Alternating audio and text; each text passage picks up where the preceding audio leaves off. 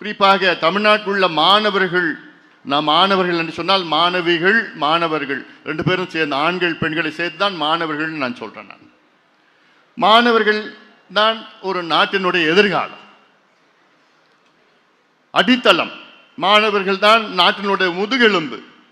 மாணவர்கள் அடுத்த கட்டத்திற்கு நாம் அடுத்த இளைஞர்களாக நாட்டின் வளர்ச்சிக்காக இவர்கள் தான் அங்கே அடித்தளமாக இருப்பது. ஒவ்வொரு நாட்டினுடைய வளர்ச்சி, வளர்ந்த நாடுகளுடைய முதுகெலும்பு மாணவர்கள். அதே போன்று இந்தியாவினுடைய முதுகெலும்பு உங்களை போன்ற மாணவர்கள். நீங்கள் எல்லாம் மாணவர் சங்கத்தின் தலைவர்கள். நீங்கள் மற்றவர்களுக்கு எடுத்துக்காட்டு. குறிப்பாக பாட்டாளி மாணவர் சங்கம் என்றால் மற்ற கட்சியில் உள்ள மாணவர் சங்கத்திற்கு எடுத்துக்காட்டாக நீங்கள் இருப்பீர்கள். அந்த அளவில் நீங்கள் எல்லாமே, நீங்கள் all of you are very special. காரணம், உங்களுக்கு அத்துணை பேருக்கும் நீங்கள் எல்லாம் தகுதியானவர்கள், திறமையானவர்கள். All of you are leaders by yourselves. அதனால்தான் நீங்கள் தேர்வு செய்யப்பட்டிருக்கிறீர்கள். ஆனால் இந்த களம் என்பது மிக முக்கியமானது.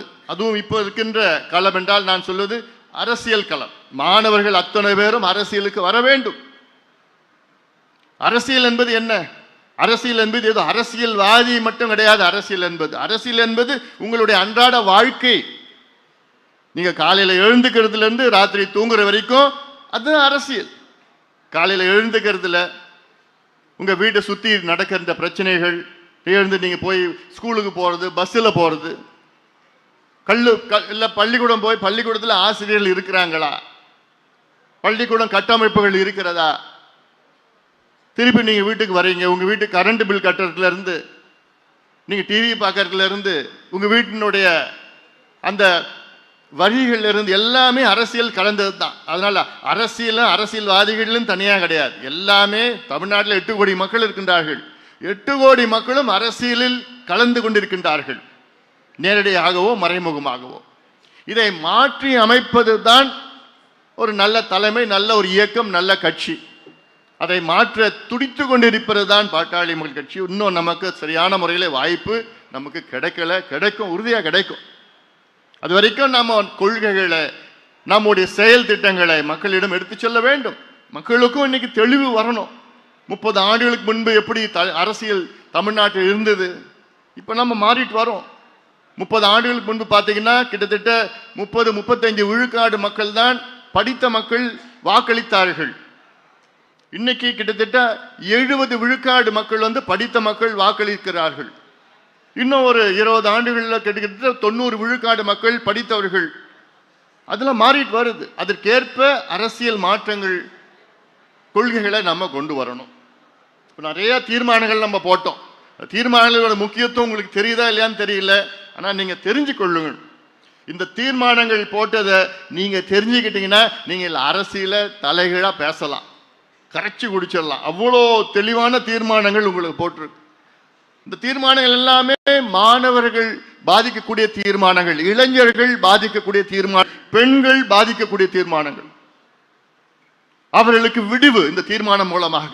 அத்துணை பிரச்சனைகளையும் இந்த தீர்மானங்களாக நாங்கள் போட்டிருக்கிறோம். அதுவும் இப்போ இருக்கிற திமுக அரசு, அதாவது தமிழ்நாட்டில் கிட்டத்தட்ட 16 தேர்தல் நடைபெற்றது, சட்டமன்ற தேர்தல். இது அதில் 12 முதலமைச்சர்கள் தேர்வு செய்திருக்கின்றார். இதுக்கு முன்பு இந்த 12 முதலமைச்சர்கள் மிக மோசமான ஒரு முதலமைச்சர் பேர் எடுத்திருக்கிறார் இப்ப இருக்கிற முதலமைச்சர் ஸ்டாலின் அவர்கள். அதாவது அவருக்கு என்ன நடக்குதுன்னு கூட தெரியல. தமிழ்நாட்டில் எவ்வளோ பெரிய ஒரு பொறுப்பு, ஒரு மாநிலத்தினுடைய முதலமைச்சர், அதுவும் தமிழ்நாடு போன்ற ஒரு மாநிலத்தினுடைய முதலமைச்சர். தமிழ்நாடு இந்தியாவிலே ஒரு முன்னேறிய மாநிலம்.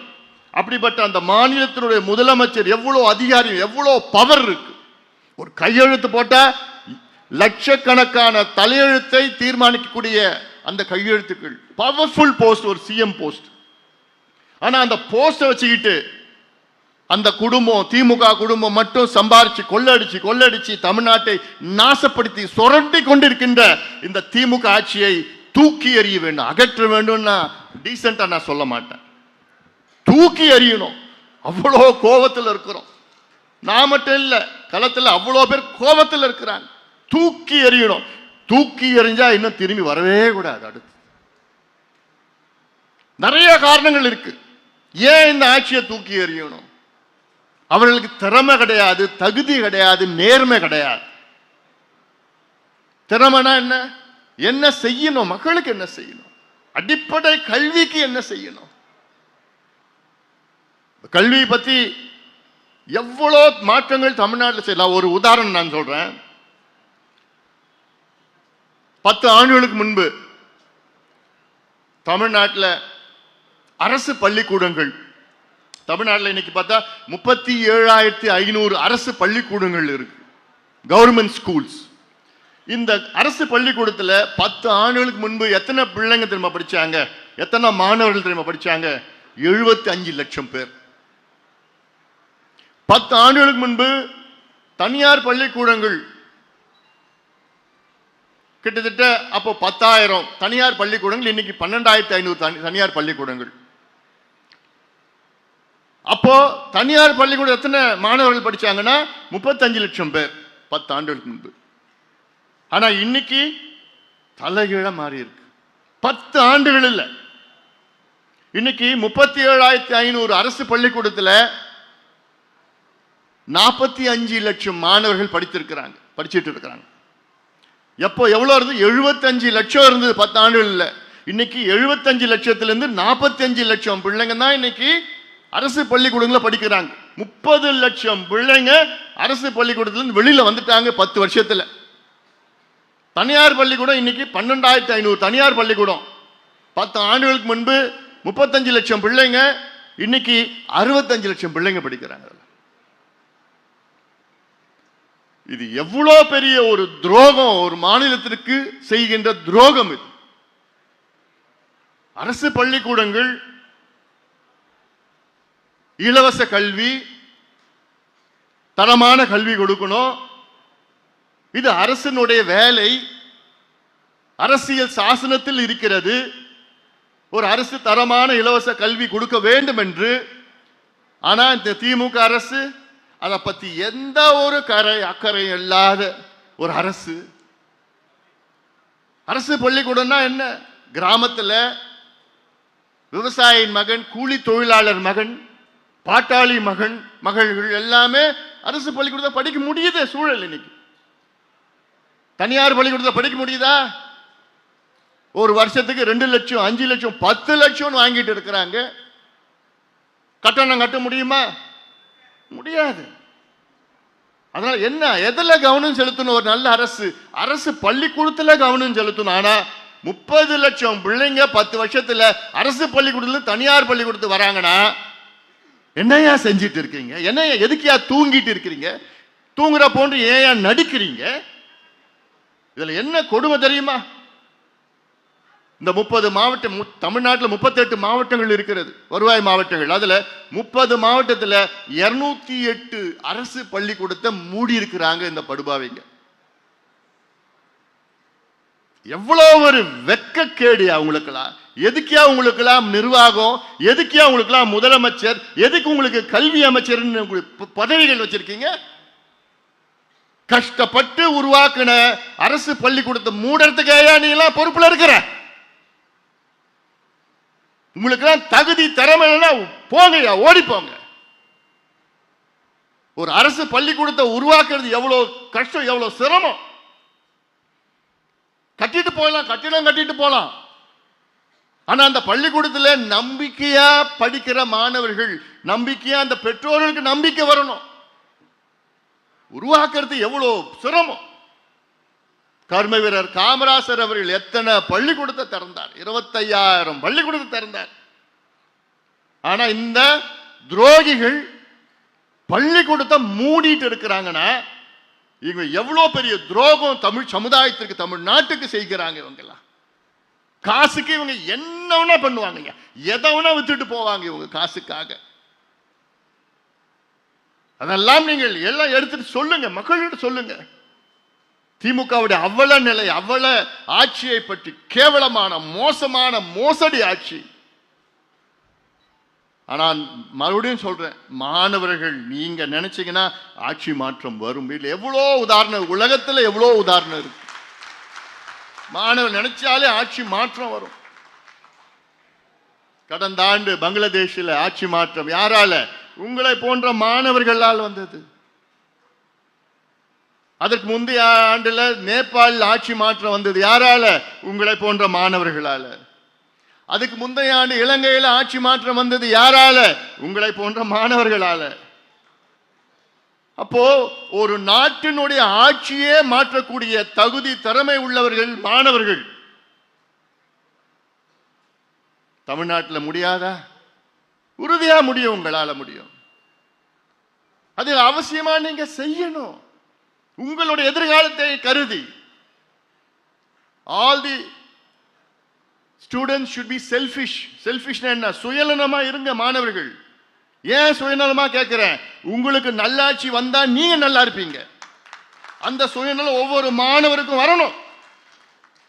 இப்படி தகுதி இல்லாத, திறமை இல்லாத, ஊழல் ஆட்சி, சாராய ஆட்சி, கஞ்சா ஆட்சி செய்கின்ற திமுக ஆட்சி போன்ற துரத்தி அடிங்க, விரட்டி அடிங்க. வெற்று ஆட்சி, விளம்பரம் ஆட்சி, விளம்பரம், பொய்ய பொய்ய பொய்ய பொய்ய சொல்லி சொல்லி கோயபிள்ஸ் பிரச்சாரம் பண்ணிட்டு இருக்கிறாங்க. என்ன நடக்குதுன்னு தெரியாது, எழுதி கொடுத்து படிச்சுக்கிட்டு இருக்கிறாங்க. இதே தமிழ்நாட்டில் இதே திமுக 1967 எப்படி ஆட்சிக்கு வந்தது? உங்களை போன்ற மாணவர்களால் தான் ஆட்சிக்கு வந்தது. அப்போ மாணவர்கள் என்ன பண்ணாங்க? 64, 65 என்ன பண்ணாங்க தமிழ்நாட்டில்? அப்போ மொழிப்போர், இரண்டாவது மொழிப்போர் மாணவர்கள் நடத்தினாங்க. திமுக நடத்தல, மாணவர்கள் நடத்தினாங்க. திமுக அதுல ஸ்டிக்கர் ஒட்டிட்டான். எப்பயுமே ஒட்டுவானுங்களே ஸ்டிக்கர், வேற யாரோ பண்ணது, இவங்க ஸ்டிக்கர் ஒட்டினது. திமுக மாணவர்கள் தன்னந்தனியா சுயம்பாக அவர்கள் பொங்கி எழுந்து இரண்டாவது மொழிப்போர், தமிழுக்காக, நம் தமிழுக்காக மிகப்பெரிய போராட்டம் நடந்தது, கலவரம் நடந்தது, எவ்வளவு துப்பாக்கி சூடு நடந்தது. இதை திமுக காரன் பயன்படுத்திக்கிட்டு அதுல ஸ்டிக்கர் ஒட்டி நாங்க தான் சொல்லி 67 ஆட்சிக்கு வந்தாங்க. தமிழ் சொல்லிதான் ஆட்சிக்கு வந்தாங்க. ஆட்சிக்கு வந்து 67 இருந்து இன்னி வரைக்கும் தமிழுக்கு என்ன பண்ணாங்க திமுக? என்னையா பண்ணீங்க திமுக? தமிழ்நாட்டுக்கு, தமிழுக்கு தமிழ்நாடு என்ன பண்ணீங்க? மொழிக்கு என்ன பண்ணீங்க? வெக்கக்கேடியா, வெக்கக்கேடு. இந்தியாவில் 29 மாநிலங்கள் இருக்கு. 29 மாநிலங்கள், பெரிய மாநில, சிறிய மாநிலங்கள், அது வேற யூனியன் டெரிட்டரியில் 29 மாநிலங்கள்ல ஒரே மாநிலத்தில் மட்டும்தான் தாய்மொழி படிக்காம பட்டம் வாங்கலாம். இதை விட ஒரு வெக்கம் எங்கேயாவது இருக்குமா? 29 மாநிலத்தில் தன் தாய்மொழி படிக்காம பட்டம் வாங்குற மாநிலம் வெக்கக்கேடியா தமிழ்நாடு தான். வெக்கக்கேடு, வெக்கப்படணும். நம்மலாம் கேரளாவில் மலையாளம் படிக்காம பட்டம் வாங்க முடியாது. ஆந்திரா தெலுங்கு படிக்காம பட்டம் வாங்க முடியாது. கர்நாடகாவில் கன்னடம் படிக்காம பட்டம் வாங்க முடியாது. மகாராஷ்டிராவில் மராத்தி படிக்காம பட்டம் வாங்க முடியாது. ஒரிசாவில் ஒரியா படிக்காம பட்டம் வாங்க முடியாது. மேற்கு வங்கத்தில் வங்க மொழி படிக்காம பட்டம் வாங்க முடியாது. மற்ற மாநிலங்களில் ஹிந்தி படிக்காம பட்டம் வாங்க முடியாது. ஏன்னா அவங்க தாய்மொழி அது. தமிழ்நாட்டில் மட்டும்தான் தமிழ் படிக்காம, ஏன் தமிழ் ஒரு பாடமா படிக்காம கூட பட்டம் என்ன PhD வாங்கலாம். ஆனா தமிழை வச்சுக்கிட்டு தான் ஆட்சிக்கு வந்த திமுக. என்ன பண்ணீங்க தமிழுக்கு? மேடையில் பேசினா போதுமா? கேவலம் தமிழ்நாட்டில் தமிழ் ஒரு கட்டாய பாடமா கூட இல்லை.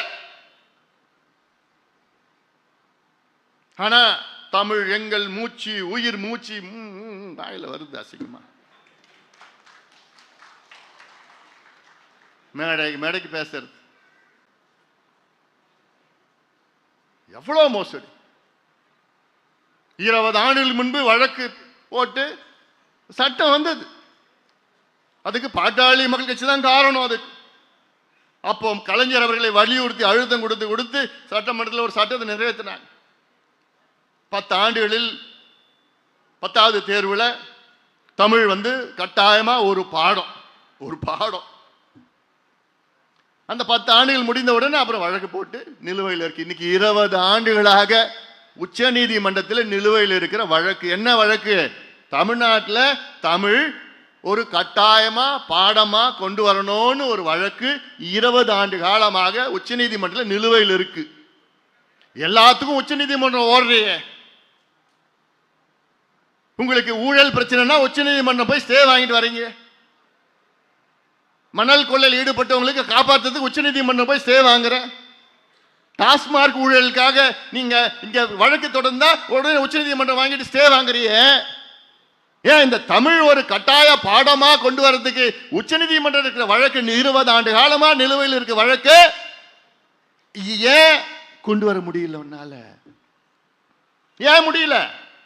உனக்கு மனசு இல்லை, தெரியல, உணர்வு கிடையாது. நம்ம மொழியை பத்தி மக்களை பத்தி எந்த அக்கறையும் கிடையாது. தமிழ் அதாவது பள்ளிகளில் தமிழ் ஒரு பயிற்று மொழியாக கொண்டு வரணும்னு 25 ஆண்டுகளுக்கு முன்பு ஒரு வழக்கு. அந்த வழக்கு இன்னும் பெரிய வழக்கு. 25 ஆண்டு காலமா உச்ச நீதிமன்றத்தில் நிலுவையில் இருக்கிற வழக்கு. அப்போ இவங்கெல்லாம் தமிழை பத்தி பேசுவதற்கு தகுதி கிடையாது. திமுக தமிழை பத்தி எங்கேயாவது யாராவது பேசணும்னா தட்டி கேட்கணும். நீங்கெல்லாம் யோ அமைதியா ஏரியான்னு சொல்லணும். உங்களுக்கு பேசுறதுக்கு தமிழை பத்தி பேசுறது கூட தகுதி இல்லாதவங்க நீங்கள். தமிழ் வச்சுட்டு தான் ஆட்சிக்கு வந்தீங்க. எவ்வளோ வாக்குறுதிகள் கொடுத்தாங்க பாடுந்த தேர்தலில். நாங்கள் ஆட்சிக்கு வந்தவுடன் முதல் வாரத்திலே நீட்டு தேர்வை நாங்கள் ஒழிப்போம். முதல் வாரத்தில் முதல் நாள்ல அந்த ரகசியம் எங்களுக்கு மட்டும்தான் தெரியும்னு ஒருத்தர் சொன்னார். இப்பதான் அவர் துணை முதலமைச்சராக இருக்கிறார். கேட்டு வாங்க, என்ன ரகசியம்? தெருவாவே பிரச்சாரம் பண்ண. நீட்டு தேர்வால இன்னைக்கு 50 மாணவர்கள் மாணவிகள் இறந்திருக்கிறார்கள், உயிரை மாய்த்து கொண்டிருக்கின்றார்கள். 50 பேர் தமிழ்நாட்டில். நீட்டு தேர்வு வேண்டாம், அவசியமற்றது. நீட்டு தேர்வு தமிழ்நாட்டுக்கு மட்டுமல்ல இந்தியாவுக்கே சமூக நீதிக்கு எதிரானது, கிராமப்புற மாணவர்களுக்கு எதிரானது, ஏழை மாணவர்களுக்கு எதிரானது, தேவையில்லாது. ஆனா அப்படி ஒரு பொய்யை எதுக்கியா சொன்ன? உங்களுக்கு தெரியும் மத்திய அரசு தான் அதுல முடிவு பண்ணணும் தெரியும். இப்ப எதுக்கு பொய்ய சொன்ன? இதே பொய்யத்தானே எத்தனை முறை சொல்லிட்டு மீண்டும் மீண்டும் பொய்ய சொல்லிட்டு வர. உங்களால முடியலன்னா முடியல சொல்லிட்டு போ. நாங்கள் ஆட்சிக்கு வந்தவுடன் கல்வி கடன் ரத்து பண்ணுவோம், நகை கடன் ரத்து பண்ணுவோம், உழவர் கடன் ரத்து பண்ணுவோம்.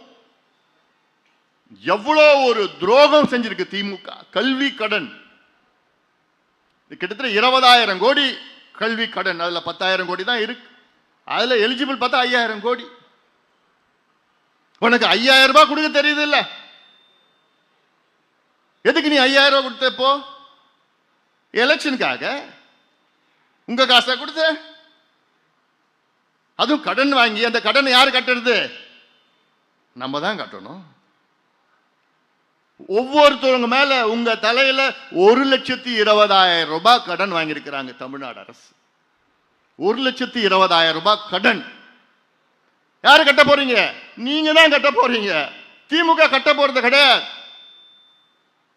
எப்படி நீங்க கட்டுவீங்க? உங்க கரண்ட் பில்லு ஏத்துவாங்க, உங்க வீட்டு வரி ஏத்துவாங்க, உங்க குடிநீர் வரி ஏத்துவாங்க, உங்க பால் கட்டணம் ஏத்துவாங்க, உங்க போக்குவரத்து ஏத்துவாங்க, சொத்து வரி ஏத்துவாங்க. இதெல்லாம் தான் நீங்க அந்த கடனை கட்ட போறீங்க. 5,000 ரூபாய் ஏன் போன வருஷம் கொடுக்கல? ஏன் அந்த முந்தின வருஷம் கொடுக்கல? போன வருஷம் ஏன் பொங்கலுக்கு கொடுக்கல?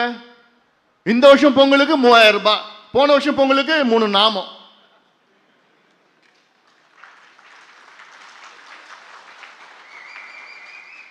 ஏன் போன வருஷம் தேர்தல் இல்ல, இந்த வருஷம் தேர்தல்? நான் கேட்கிறேன், 5,000 ரூபாய் கொடுக்கிற கடனை வாங்கி இந்த 5,000 ரூபாய் 5,000 கோடி இந்த மாணவர் கடனை ஏன் கடனை வாங்கி நீ அடைக்கல? நான் கேட்கறது நியாயம் தானே? நீ சொன்னதானே 5 ஆண்டுகளுக்கு முன்பு தேர்தல் அறிக்கையில நாங்கள் ஆட்சிக்கு வந்து மாணவர் கடனை நாங்கள் தள்ளுபடி செய்வோம், ரத்து செய்வோம் சொன்னீங்களா இல்லையா? அது ஏன் 5 ஆண்டு காலமா நீங்க செய்யல? எவ்வளவு ஆகும்? 5000 கோடி. ஓட்டுக்காக நீங்க பணத்துக்காக நீங்க 5000 கோடி நீங்க கடனை வாங்கி நீங்க கொடுக்குறீங்களா? 5000 ரூபாய் கொடுக்குறீங்களே. அந்த மாணவர் கடன் ஏன் தள்ளுபடி செய்யல? அதுக்கு ஏன் வாங்கி செய்யல? இதெல்லாம் நீங்க சிந்திக்க வேண்டும். இந்த 5000 ரூபாய் நேற்று முந்தா நாள் வந்தது, இன்னைக்கு வரை காணாம போயிடுச்சு. எங்க போச்சு? டாஸ்மார்க் கடைக்கு போயிடுச்சு. இன்னும் ஒரு நாள் 2 நாள்ல முடிஞ்சிடும். இன்னும் ஒரு வாரத்தில் அவங்களுக்கு என்னன்னு கூட தெரியாது. இன்னும் 2 மாசம் இருக்கு எலெக்ஷனுக்கு. அது ஒரு பொருட்டா ஒண்ணு மக்கள் நினைக்கல, ஒண்ணு நினைக்கல. இவங்க நினைச்சிட்டு இருக்காங்க 5000 ரூபாய் கொடுத்துட்டோம், ஓட்டு போட்டு விடுவாங்க. ஒன்றும் ஆக போறது கிடையாது. இதெல்லாம் நீங்க மக்களிடம் சொல்லுங்க. இன்னைக்கு சத்துணவு ஊழியர்கள் 10 லட்சம் பேர் இருக்கிறாங்க. அங்கன்வாடி ஊழியர்கள், பணியாளர்கள், சத்துணவு ஊழியர்கள் 10 லட்சம் பேர் இருக்கிறாங்க. அன்னைக்கு போய் பார்த்தா போராடிட்டு இருக்காங்க, தெருவில் உட்காந்துட்டு இருக்காங்க. பாவம், இவ்வளோ வருஷமா போராடிட்டு இருக்காங்க, எவ்வளோ மாசமா போராடிட்டு இருக்காங்க. இப்போ உட்காந்துட்டு நான் போய் பேசினா, ஐயா எங்களுக்கு வர்றது 6500 ரூபாய், 7000 ரூபாய். நாங்கள் வீட்டு வாடகை கொடுப்போமா? எங்கள் பிள்ளைங்களை படிக்க வைப்போமா? நாங்கள் சாப்பிடுவோமா? எங்கள் குழந்தைங்களுக்கு பாலை கொடுப்போமா? என்னையா நாங்கள் செய்ய முடியும் 7000 ரூபாயில்? நாங்கள் உழைக்கிறோம். அரசு கிட்ட கேட்டால் எங்ககிட்ட பணம் இல்லை. என்ன சொல்லுறாங்க? திமுகல நிதி கிடையாதான். சத்துணவு ஊழியர்களுக்கு கொடுக்கறதுக்கு நிதி இல்லையா? துப்புரவு பணியாளர்கள் நாங்க இல்லைன்னா தமிழ்நாடு சென்னையில் நாரிடும்.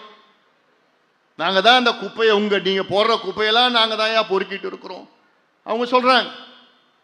அவங்க என்ன கேட்டாங்க? இன்னும் கொஞ்சம் ஊதியம் உயர்த்தி, நிரந்தர ஊதியம். திமுக என்ன சொன்னாங்க? எங்க கிட்ட நிதி இல்லை. மருத்துவர்கள் போராடிட்டு இருக்கிறாங்க. அவங்க என்ன சொல்றாங்க?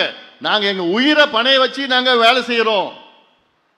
எங்க கோரிக்கை என்ன? மத்திய அரசு அங்க ஊதியம், மத்திய அரசு மருத்துவர்கள் என்ன ஊதியம் கிடைக்குதோ எங்களுக்கும் அது வேணும். நியாயமான கோரிக்கை. செவிலியர்கள் கொரோனா காலத்தில் நாங்கள்லாம் எவ்வளோ பேர் நாங்கள் உயிரை பணைய வச்சு நாங்கள் வேலை செஞ்சோம் மக்களுக்கு. எவ்வளோ பேர் இறந்தாங்க. மருத்துவர்கள், செவிலியர்கள் இறந்தாங்க.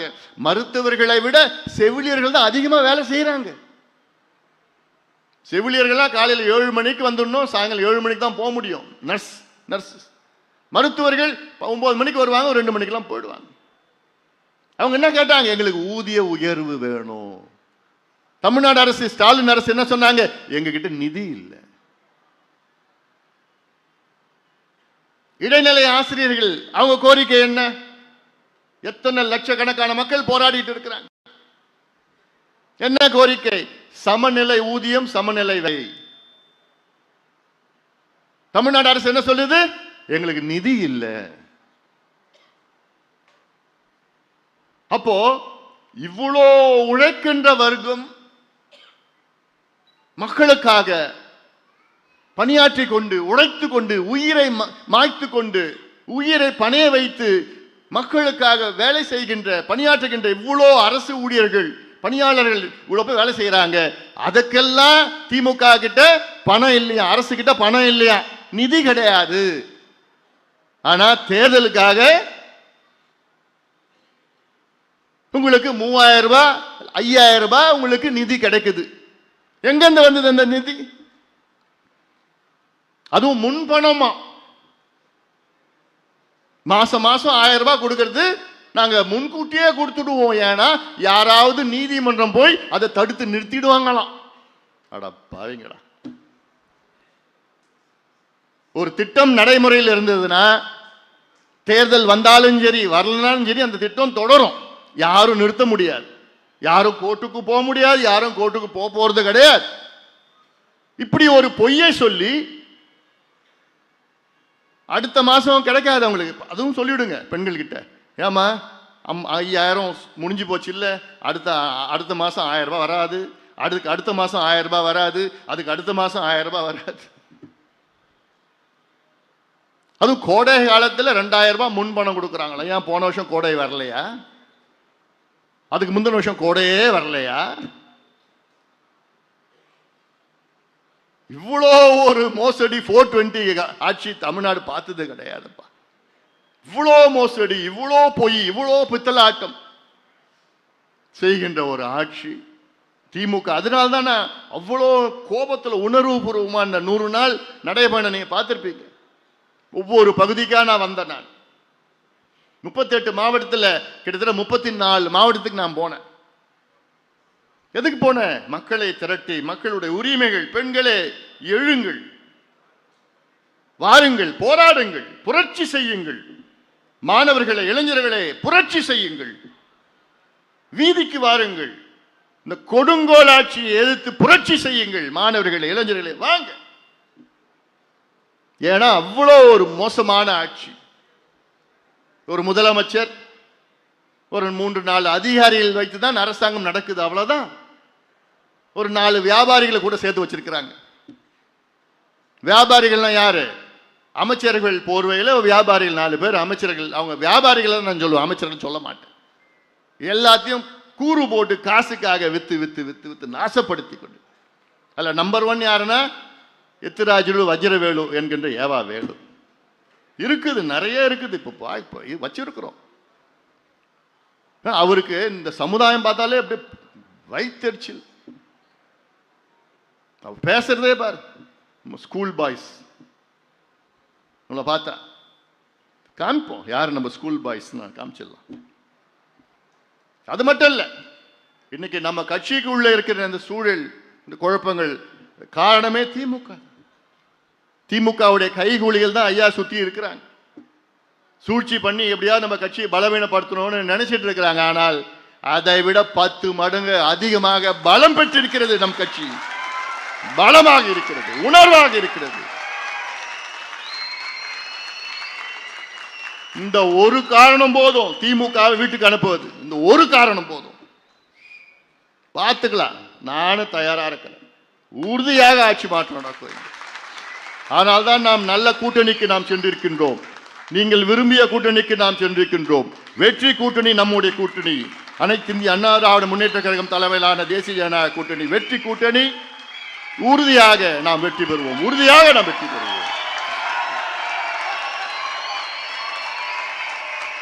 இந்த 2 மாதத்துல நீங்க பார்க்க போறீங்க.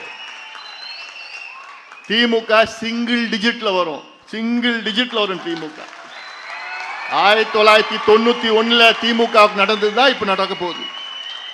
அப்போ 1 ஜெயிச்சாங்க, கலைஞர் மட்டும் ஜெயிச்சார் 91. அதே நிலைமை தான் இப்ப வரப்போகுது. பார்த்துக்கலாம். ஏன்னா அந்த அளவுக்கு மக்கள் எல்லாம் கோபத்தில், ஆத்திரத்தில் இருக்கிறாங்க, கொந்தளிப்பா இருக்கிறாங்க. குறிப்பா பெண்கள், பெற்றோர்கள், இளைஞர்கள். நாங்கள் ஆட்சிக்கு வந்தா 5.5 லட்சம் அரசு வேலைகளை நாங்கள் உருவாக்குவோம், வேலை வாய்ப்பை நாங்கள் கொடுப்போம். 5.5 லட்சம். யாரு? ஸ்டாலின் அவர்கள் சொன்னது. நேற்று சொல்றார் வேலை வாய்ப்பை இவர் கொடுக்கிறாராம். ஒரு 30,000 பேருக்கு கொடுத்தார். மொத்தம் பார்த்தா 94,000 பேருக்கு கொடுத்துருக்காங்க, வேலை கொடுத்துருக்காங்க. 5 ஆண்டு காலத்தில் வெறும் 94,000 பேருக்கு அரசு வேலைகள். எல்லா துறைகளிலும் நான் சொல்லிட்டு இருக்கேன். எல்லாம் சேர்த்து தான் நான் சொல்றேன். இது நான் சொல்லல, திமுக அரசு சொன்னது. ஆனா சத்தியம் கொடுத்தது 5.5 லட்சம் பேருக்கு அரசு வேலைகள் நான் கொடுப்போம். கொடுத்தது 94,000 பேர். நாங்கள் ஆட்சிக்கு வந்தால் தமிழ்நாட்டில் உள்ள தனியார் தொழிற்சாலைகளில் 75 விழுக்காடு வேலை வாய்ப்பை உள்ளூர் இளைஞர்களுக்கு நாங்கள் வழங்க சட்டம் கொண்டு வருவோம் என்று சொன்ன துரோகி திமுகவே. என்னாச்சு உன் சட்டம்? இது எவ்வளவு பெரிய துரோகம் தமிழ்நாட்டு இளைஞர்களுக்கு நீ செஞ்சது. இந்த 5 ஆண்டு காலத்துல அந்த சட்டம் கொண்டு வந்தாங்கன்னா லட்சக்கணக்கான உள்ளூர் இளைஞர்களுக்கு வேலை கிடைச்சிருக்கும். லட்சக்கணக்கான இளைஞர்கள். எவ்வளவு பேர் தெரியுமா வேலை இல்லை இன்னைக்கு? 1,30,00,000 படித்த இளைஞர்களுக்கு தமிழ்நாட்டில் வேலை இல்லை. 1,30,00,000 படித்த இளைஞர்களுக்கு வேலை இல்லை. யார் காரணம்? இந்த துரோகி திமுக தான் காரணம். எவ்வளவு பெரிய ஒரு துரோகம், எவ்வளவு பெரிய ஒரு மோசடி செஞ்சிருக்கிறாங்க. ஏதாவது ஒரு சத்தியத்தை நிறைவேற்றி இருக்கிறீங்களா? ஏதாவது ஒரு சத்தியம் நான் கேட்கிறேன். 505 வாக்குறுதிகள் நிறைவேற்றியது வெறும் 66 தான் முழுமையாக நிறைவேற்றியது. அரசு ஊழியர்களுக்கு பழைய ஓய்வூதியம் அதுலயும் ஒரு 420 தான் பண்ணிருக்கிறாங்க.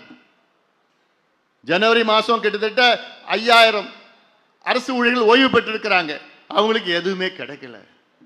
ஆயிடுச்சு, பிப்ரவரி ஆயிடுச்சு. அப்போ இவங்க சொல்றது ஒண்ணு, செய்யறது ஒண்ணு. விளம்பரம் விளம்பரம் விளம்பரம்.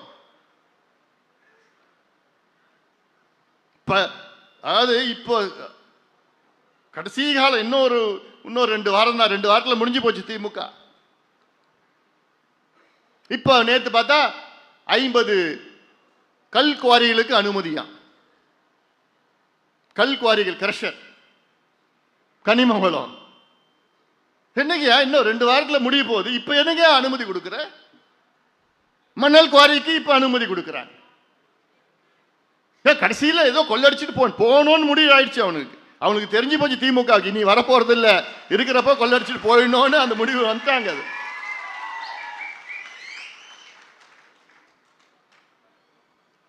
கடந்த 16 நாள்ல 12 நாள்ல கடந்த 12 நாள்ல 16,000 கோடிக்கு ஒப்பந்தம் போட்டிருக்கிறாங்க. அரசு வேலைகள் 4385 வேலைகள், 16,000 கோடி 12 நாள்ல. அவசர அவசரமா எல்லாம் கமிஷன் வரணும், கமிஷன் வரணும். வரும் பின்னாடியே சிபிஐ வரும், கமிஷன் வரும். வச்சுக்கிறோம், நல்லா இருக்குது, பார்த்துக்க போறோம். எவ்வளோ மோசடி பண்ணி, எவ்வளோ மோசடி. ஒன்னும் எடுத்து காமிக்கிறோம், ஒன்னும் சொல்றோம், கண்டுக்கிறது. நாங்கள் ஆட்சிக்கு வந்தால் மது விலக்கு கொண்டு வருவோம். இப்ப என்ன சொல்றாங்க? நாங்க சொல்லவே இல்லை.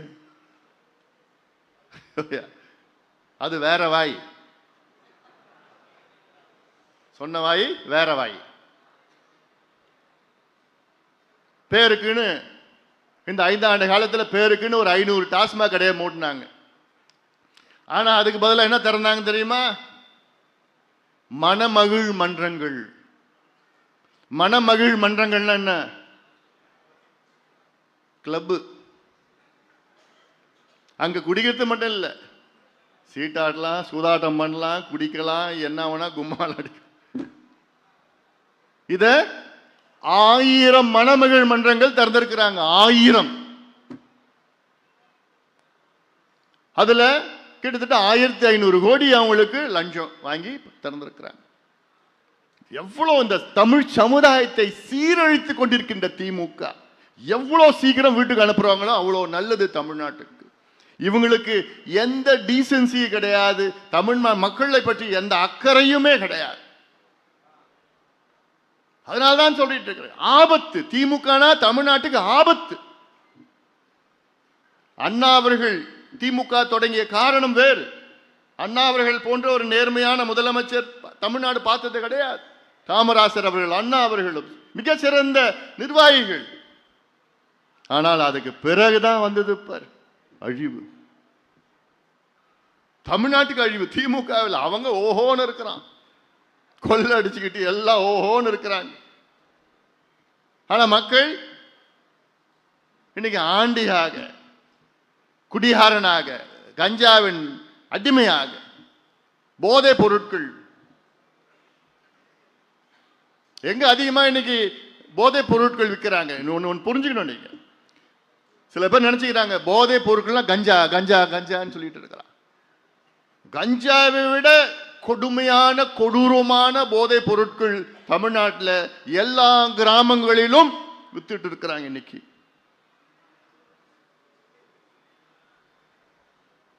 காக்கேன், ஹெராயின் சொல்லுவாங்க, எல்எஸ்டி, ஃபென்டனைல், மெத்தைலாம்ஃபெட்டமைன், இதெல்லாம் அமெரிக்காவில் என்னென்ன கிடைக்குதோ எல்லாமே தமிழ்நாட்டில் குக்கிராமத்தில் கிடைக்குது. இப்பெல்லாம் கிராமத்தில் போனால் அந்த பையனை பார்த்தாலே தெரியுது. மதுவும் ஒரு பக்கம் குடிக்கிறான், அது குடிக்கிறதுக்கு பணம் இல்லை, இதில் போய் போடுறான். அவனுக்கு அந்த போதையில் அவன் மிருகமா மாறிடுறான். என்ன நடக்கிறான்னு தெரியல. அதனால்தான் அடிக்கிறான், கட்டை எடுத்து மண்டையை அடிக்கிறான். அவன் சாதாரணமா இருந்தானா மண்டையை அடிச்சு கொலை பண்ணுவானா? அவனுக்கு எப்படி, அவன் என்ன செய்யறான்னு அவனுக்கே தெரியல. 4 பசங்க சேர்ந்து ஒருத்தனும் அடிக்கிறானுங்க. இதெல்லாம் ஒழுங்கா இருந்தானே அதெல்லாம் பண்ண மாட்டானுங்க. 8 வயசு குழந்தைய 10 வயசு 12 வயசு பாலியல் கொடுமைகள், வன்கொடுமைகள் தமிழ்நாட்டில் நடந்துட்டு இருக்குது. பெண்களுக்கு எதிரான குற்றங்கள் இந்தியாவிலே அதிக தமிழ்நாட்டில் தான். எவ்வளோ பெரிய மாநிலம், எவ்வளோ அமைதியான மாநிலம், எவ்வளோ நல்ல மாநிலமா இருந்தது. இவங்க வந்தாங்க, நாசப்படுத்திட்டாங்க, கலாச்சாரம் சீரழிவு.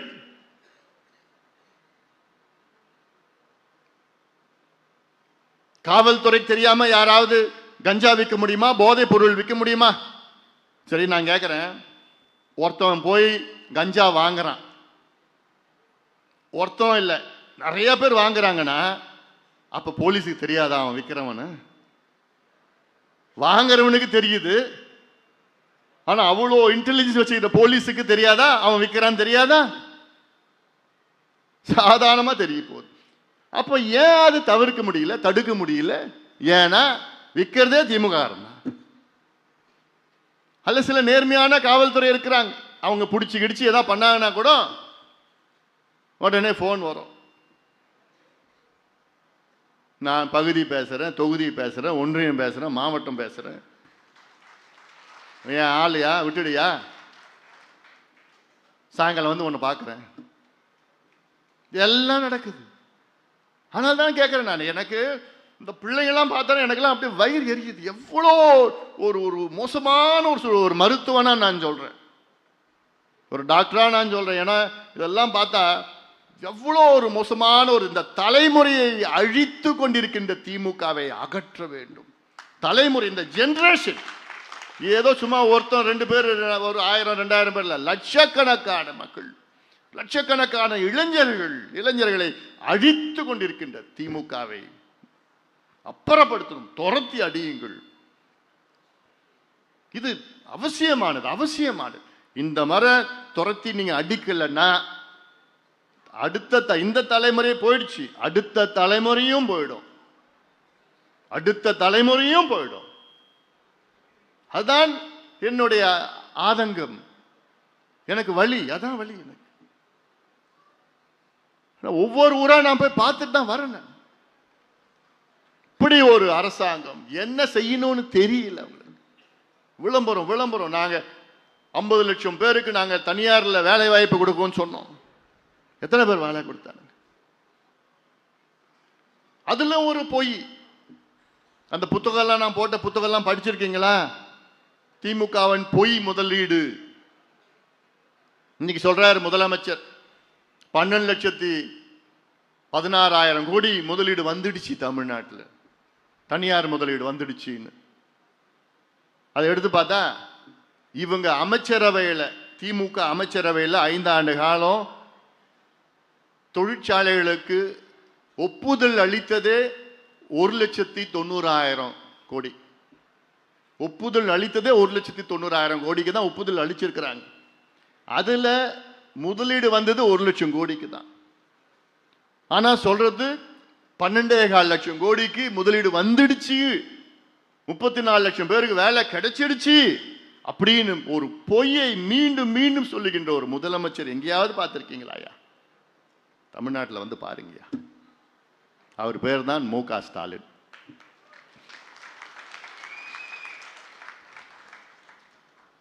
இன்னொரு பொய்யை சொல்றார். இது சாதாரண பொய் கிடையாதுயா, இது துரோகத்தில், அதாவது மிகப்பெரிய ஒரு துரோகமா நான் பார்க்கிறேன். ஸ்டாலின் அவர்கள் தமிழ்நாட்டு மக்களுக்கு செய்த மிகப்பெரிய துரோகம், தமிழ்நாட்டில் சாதிவாரி கணக்கெடுப்பு நடத்துவதற்கு தமிழக அரசுக்கு அதிகாரம் இல்லை என்று சொன்ன ஒரு மிகப்பெரிய ஒரு பொய். இது ஸ்டாலின் அவர்களை மக்கள் மன்னிக்க மாட்டாங்க.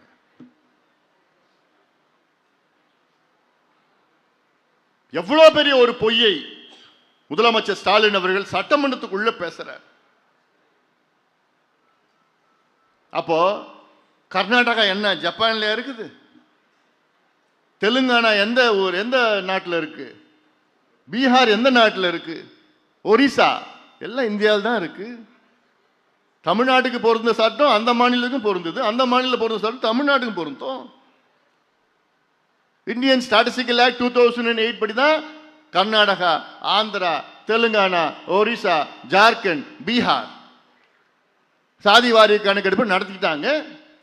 நடத்தி இடஒதுக்கீடு அதிகப்படுத்தியிருக்கிறாங்க, சமூக திட்டங்கள் நலத்திட்டங்களை வழங்கியிருக்கிறாங்க, கடனை கொடுத்துருக்கிறாங்க, வீடை கட்டி கொடுத்துருக்கிறாங்க, வேலை வாய்ப்பை உருவாக்கி இருக்கிறாங்க.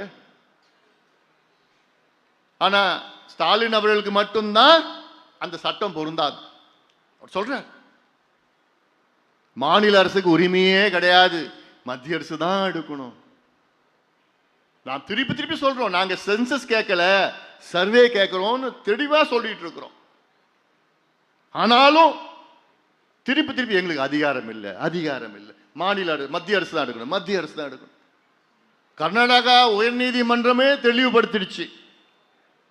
4 மாதத்திற்கு முன்பு கர்நாடகா உயர்நீதிமன்றம், ஹைகோர்ட் ஆஃப் கர்நாடகா என்னன்னு, மத்திய அரசு மட்டுமில்ல மாநில அரசும் சாதிவாரி கணக்கெடுப்பு நடத்தலாம் என்று கர்நாடகா உயர்நீதிமன்றமே தீர்ப்பே வழங்கி இருக்கிறது. இந்தியாவில் மத்திய அரசு மட்டுமில்ல மாநில அரசுகளும் கணக்கெடுப்பு நடத்தலாம் தீர்ப்பு. இதுக்கு மேல என்னையா வேணும்? ஆனாலும் எங்களுக்கு மத்திய அரசு தான் எடுக்கணும், அதிகாரம் இல்லை, அதிகாரம் இல்லை, அதிகாரம் இல்லை. இதனால தமிழ்நாட்டில் உள்ள சமூக நீதி, தமிழ்நாட்டில் திமுக அரசு வந்த பிறகு சமூக நீதியை 15-20 அடி ஆழத்துக்கு குழி தோண்டி போச்சுட்டாங்க சமூக நீதி. இன்னைக்கு யாராவது திமுக காரன் சமூக நீதி பத்தி பேசினா என்ன வேணா கேட்டுக்கோங்க, என்ன வேணா கேட்கலாம், கெட்ட வார்த்தை பேசாத. ஏன்னா சமூக நீதியினுடைய துரோகி திமுக, சமூக நீதியினுடைய விரோதி மட்டுமில்லை, சமூக நீதியோட துரோகி. இது போன்ற எந்த அரசும் தமிழ்நாட்டில் துரோகம் செஞ்சது கிடையாது. இதெல்லாம் மக்களிடம் எடுத்து செல்லுங்கள். என் தம்பிங்க எல்லாம் மக்கள்கிட்ட எடுத்து இதன் செய்தி அதுக்கு தான் உங்ககிட்ட நம்ம சொல்லிட்டு இருக்கிறோம், தொடர்ந்து சொல்லிட்டு வரோம். ஒவ்வொரு செய்தியும் தமிழ்நாட்டில் தொடக்கப்பள்ளிகளில் கிட்டத்தட்ட 3800 தொடக்கப்பள்ளி, 4000 பள்ளிகளில் ஒரே ஒரு ஆசிரியர் தான் இருக்கிறாங்க. தொடக்கப்பள்ளி 1ஆவதுலேருந்து 5ஆவது வரைக்கும். இந்த 1ஆவதுலேருந்து 5ஆவது வரைக்கும் 4000 பள்ளிகளில் ஒரு ஆசிரியர். அப்போ என்ன கல்வி கொடுக்க முடியும்? ஒரு ஆசிரியர் 1ஆவதுக்கு அதே ஆசிரியர் 1ஆவது, 2ஆவது, 3ஆவது, 4ஆவது, 5ஆவது ஒரே ஆசிரியர் தான். நம்ம என்னையா வெள்ளக்கார காலத்தில் இருக்கிறோம், ஏஐ காலத்தில் இருக்கிறோம், ஆர்டிபிஷியல் இன்டெலிஜென்ஸ் காலத்தில் இருக்கிறோம். ஆனால் இன்னைக்கு 4000 தொடக்கப்பள்ளியில் ஒரு ஆசிரியர், 1,00,000 வகுப்பறைகளில் ஆசிரியர் கிடையாது, 1,00,000 வகுப்பறைகளில் ஆசிரியரே கிடையாது. தான் தமிழ்நாட்டுடைய கல்வி நிலை. கடந்த 5 ஆண்டு காலத்தில் இணை பேராசிரியர்கள் மொத்தம் போஸ்ட் 10,500, அதில் 9,000 வேக்கண்ட். எவ்வளோ நியமனம்? 1 கூட கிடையாது. எல்லாமே போராடிட்டு இருக்கிறாங்க, எங்களுக்கு வேலை கொடுங்கன்னு. டெட்டுன்னு ஒன்று சொன்னாங்க, கிட்டத்தட்ட 4,00,000 பேர் அதில் பாதிக்கப்பட்டிருக்கிறாங்க டெட்டில். அது நடத்துங்கன்னு சொன்னா அதெல்லாம் இப்போ நடத்த மாட்டோம். தினம் போராடிட்டு இருக்கிறாங்க. இடைநிலை ஆசிரியர்கள் போராடிட்டு இருக்கிறாங்க, இணை பேராசிரியர்கள், துணை பேராசிரியர்கள், ஒப்பந்த ஆசிரியர்கள், ஒவ்வொரு யாருக்கு எல்லாத்துக்கும் இவங்க வாக்குறுதி, நாங்க ஆட்சிக்கு வந்தா உங்களை திட்டத்தை உங்களை கோரிக்கை நிறைவேற்றுவோம். எல்லாமே இவங்களை நம்பி ஓட்டு போட்டாங்க, கிடைச்சது பார், நாமம் போட்டார் ஸ்டாலின். அதனால இன்னும் 2 மாதம் தான் தேர்தல், இன்னும் 2 வாரம் தான் திமுக. 2 வாரத்துக்கு அப்புறம் திமுக முடிஞ்சு போச்சு, தேர்தல் அறிவிச்சிடுவாங்க, அவ்வளவுதான். தேர்தல் அறிவிச்சதுக்கு அப்புறம் இனி திமுக வராது, நம்ம கூட்டணி தான் வரும். அவங்க கூட்டணிக்குள்ளே அவங்க முடிச்சிடுவாங்க. காங்கிரஸ் குழப்பம் பண்ணிட்டு இருக்கிறாங்க. காங்கிரஸை தோக்கடிக்கிறதே திமுக தான். பார்த்துட்டு தான் இருங்க, பாருங்க. இதில் நிறைய சிக்கல்கள் இருக்காங்க. நம்ம கூட்டணி சுமூகமா நல்லா போயிட்டு இருக்கு, வேகமா போயிட்டு இருக்கு, எல்லாம் இருக்கு. இந்த தேர்தல் அதிமுகவுக்கும் திமுகவுக்குமான போட்டி. இந்த தேர்தல் இதுதான் யதார்த்தம், இதுதான் நிலவரம். அதனால மற்ற எதிலெல்லாம் நீங்க மைண்டெல்லாம் இது பண்ணாதீங்க, டைவர்ட் ஆக வேண்டாம். களத்தில் போங்க, ஒரு மாற்றத்தை கொண்டு வரணும். நீங்க ஒவ்வொருவரும் நீங்க களத்தில், நீங்க எல்லாமே, நீங்கள் எல்லோரும், நீங்கள் உங்களுக்குள்ள நீங்க எல்லாமே தலைவர்கள். என்ன பொறுத்தவரை நீங்க எல்லாமே தலைவர்கள். You are all born leaders.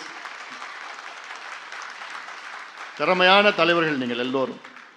நீங்க உங்க சுத்தி ஒரு விழிப்புணர்வு ஏற்படுத்துங்க, ஒரு போராட்டம், ஒரு ஒரு மாற்றத்தை கொண்டு வாருங்கள்.